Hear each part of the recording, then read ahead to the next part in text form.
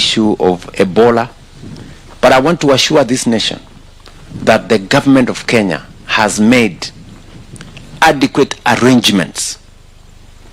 We have deployed every arsenal that we have to make sure that we protect Kenya, that we deal with the challenge. We have made preparations for isolation units, for surveillance, for treatment. In 23 counties, we have activated different mechanisms, and different hospitals have been already set up to make sure that if there was a case of Ebola in Kenya, we would know what to do with it. As I talk to the country this evening, we are screening every day any visitor who comes to Kenya. All our borders are on high alert. All our borders, land borders, air borders are already activated. There is surveillance, there is screening. On average, we screen close to 3,000 people every day who either come to Kenya or are in transit, to make sure that those who show symptoms, we quarantine them, we isolate them, test them. Fortunately for our country, not a single person tested has tested positive for Ebola.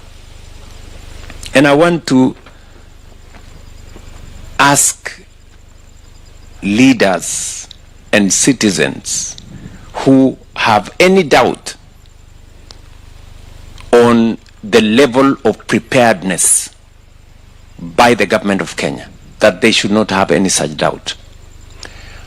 Our partnership with our friends, the American government, is a partnership that is mutually beneficial to us and to them. When President Trump asked the government of Kenya to support them by having a center in Laikipia Air Base, I gave the okay, because it was an agreement and a partnership with friends who have worked with Kenya for 30, 40 years. The American government has supported us. They have deployed huge resources in Kenya to work with us on HIV/AIDS, to work with us on other diseases. They worked with us on Ebola. In fact, KEMRI was one of the institutions that worked on research on the vaccines for COVID, because we have a solid partnership with America and other partners. So the facility that is at Laikipia Air Base is not a facility different from all the other facilities that we have across Kenya. We have 23 other facilities set up in Kenyatta Hospital, in the police hospital in Nairobi, in Moi Teaching and Referral Hospital in Eldoret, in Kenyatta Hospital in Thika, in Alupe Hospital in Busia, and in many other areas.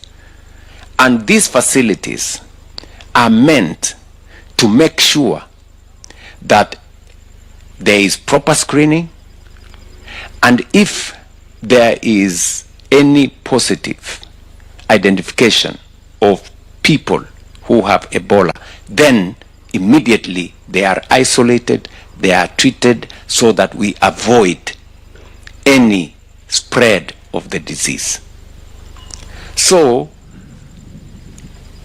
I I want to ask those who are questioning our preparedness or our preparing to make sure that we deal with a challenge, if ever it gets to our country, what are they telling us?